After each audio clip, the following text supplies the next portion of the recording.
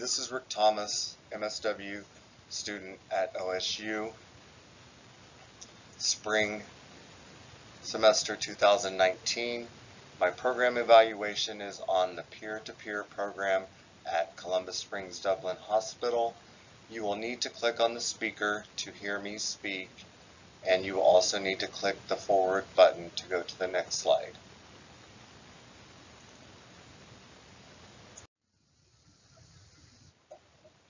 Hi.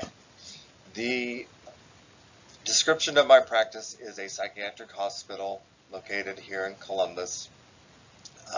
The problem that will be discussed in this presentation will be if the peer-to-peer staff is able to reduce anxiety symptoms in patients.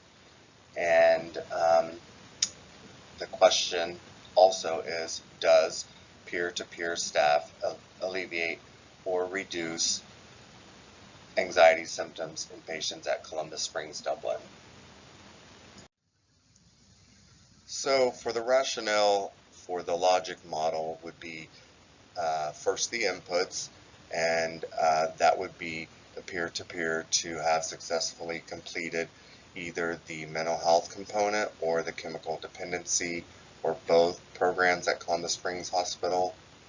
Then the outputs would first be the activities, and so that would be developing thoughtful and meaningful ways of engaging with patients. And then some direct products outputs would be providing qualified peer-to-peer support staff to the patients.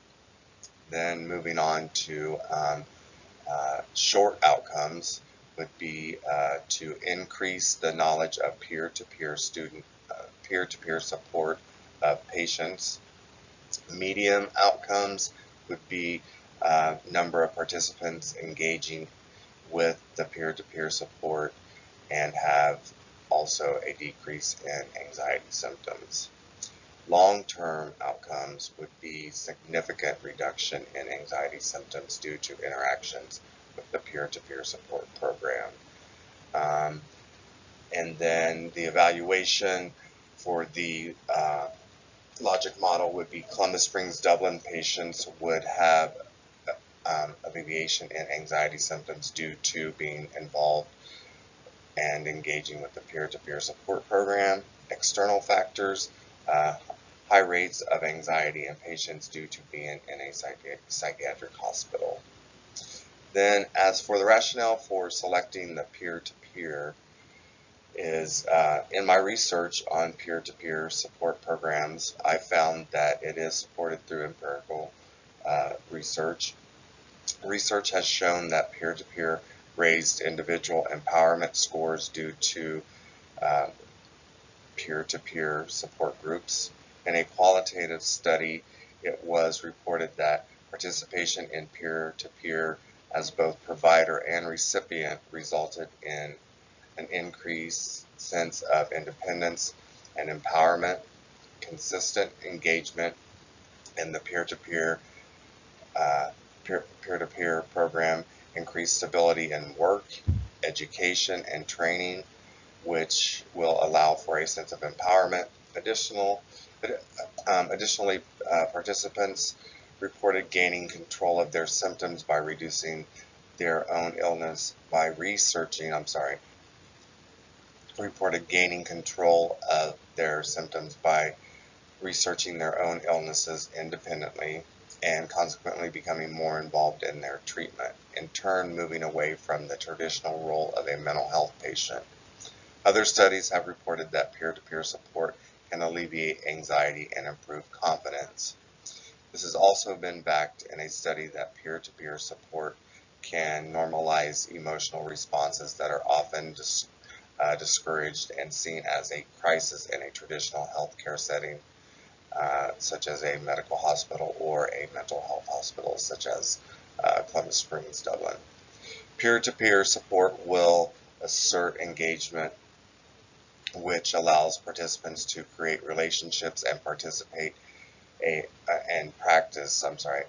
will allow participants to create relationships and practice a new identity rather than that of a mental health patient in a safe, supportive environment. This is also supported by a cross-section study where individuals involved in peer-to-peer services that there was an increase in social functioning and a decrease in anxiety symptoms compared to individuals involved in traditional mental health services who did not participate in a peer-to-peer program. One explanation for such a change is that when engaging in peer-to-peer support, consumers are exposed to different perspectives and successful role models who may share their same problems and their same problem solving and coping skills, which allows for reducing anxiety and improving social interactions. A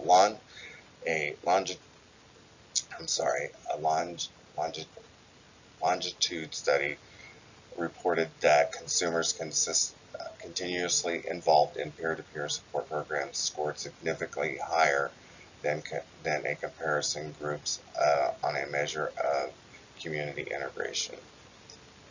This was assessed by using the meaningful activity scale. The findings are consistent with a previous qualitative study where members of a peer-to-peer support groups reported enhanced community integration.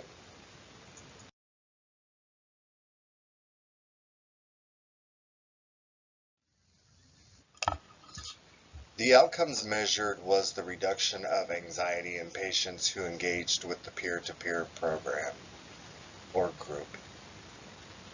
The measure I used was the Behavioral and Symptom Identification Scale, also known as the BASIS 32, program code 7502. The participants were given a survey with 8 selected questions from the BASIS 32 and asked to circle the answers that best fit them and their anxiety before engaging with the peer-to-peer staff, and then the same questions after engaging with the peer-to-peer staff. The questions are as follows. Managing day-to-day life, example, getting places on time, handling money, making everyday decisions. 2, adjusting to major life stressors, example, separation, divorce, moving, new job, new school, a death. 3, recognizing and expressing emotions appropriately. 4, goal of direction in life. 5, fear, anxiety, or panic. 6, controlling temper, outburst of anger or violence. 7, feeling satisfaction with their life. And 8, being able to feel close to others. And the reliability and the validity of the measure I had to use was self-reporting from the participants. However, there can be problems with self-reporting, in turn causing issues with the validity. So this may happen when you're trying to collect the patient's true state.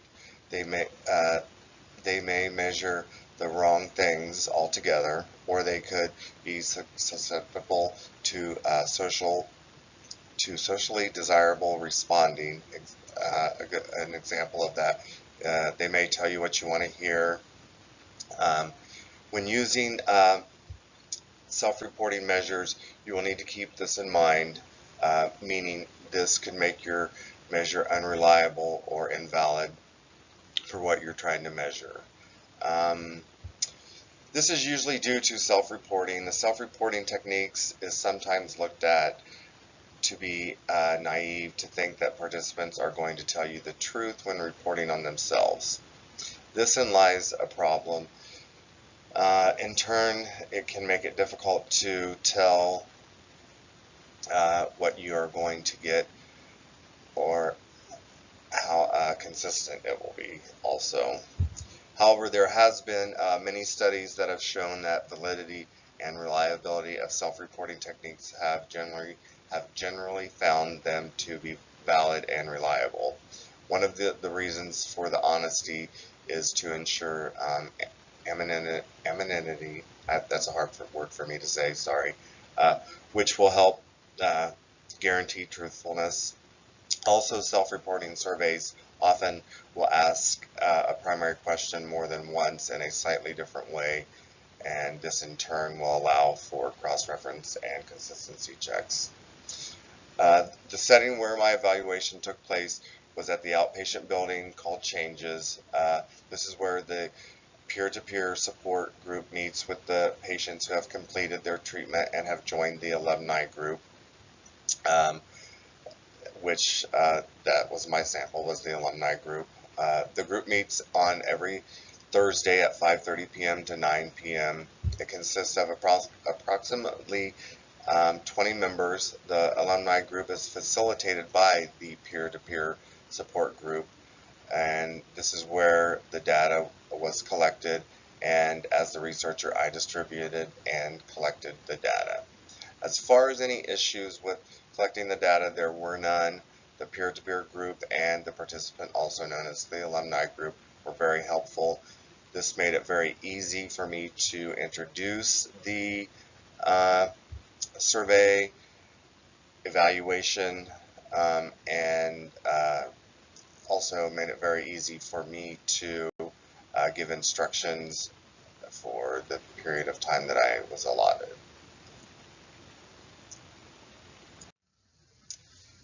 The evaluation design was a one group pre-post test design. Threats to the validity and how threats were addressed, all of that was discussed in the last slide, so I don't think I need to go over that with you guys again. The data management and analysis plan was a one group pre-post design where I measured my evaluation through a post engagement of the participants who engaged with the peer-to-peer group or staff, whichever one you want to call them. Later in the presentation you will see a bar graph and a line chart with markers that will show the changes in the participants' anxiety after engaging with the peer-to-peer staff. I will discuss more in detail once we get to those slides. On this slide you will see that the bar graph of the pre-test to the post-test scores, there is a significant difference in showing that the peer-to-peer intervention does reduce anxiety in patients, with the exception of member number 6 with a score of 16 on the peer-to-peer intervention, which is very close to the post-test mean before and after the peer-to-peer intervention. This could be for several reasons. It could be the patient's baseline of anxiety does not change, the patient's anxiety does not play a significant part or role in their life, the patient's self-reporting was not represented in truth, or the patient did not understand the evaluation instructions or the questions. On this line chart with markers is just a different visual of the previous slide of the bar graph. It shows the same information, so I won't go over that again with you.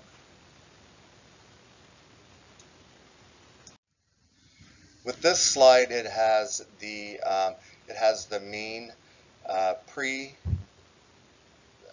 scores of 24.85, and that is the average of the participants' scores before they engaged with their anxiety before they engaged with the peer-to-peer support staff, and then the mean post of 16.92, and that is the average of the score for the participants' anxiety after they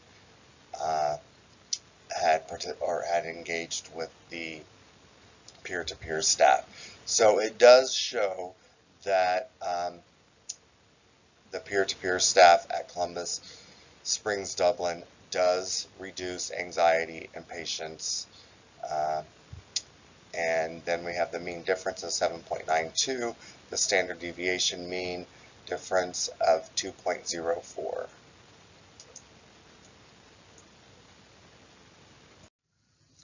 My conclusion is that the peer-to-peer staff does reduce anxiety in patients at Columbus Springs Dublin, and my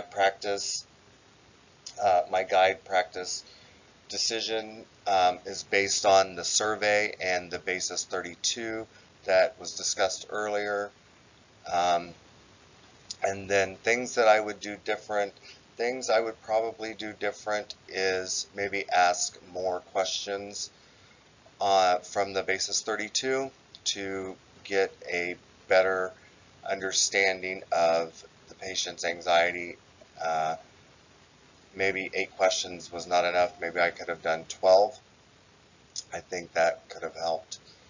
Other than that, I think that the peer-to-peer group is doing a great job, and that they should continue doing what they're doing. Any questions or comments about my program evaluation? Feedback is greatly appreciated. You can contact me via discussion board. Again, any feedback is greatly appreciated. Any questions, I would be glad to answer to the best of my ability. Thanks, guys.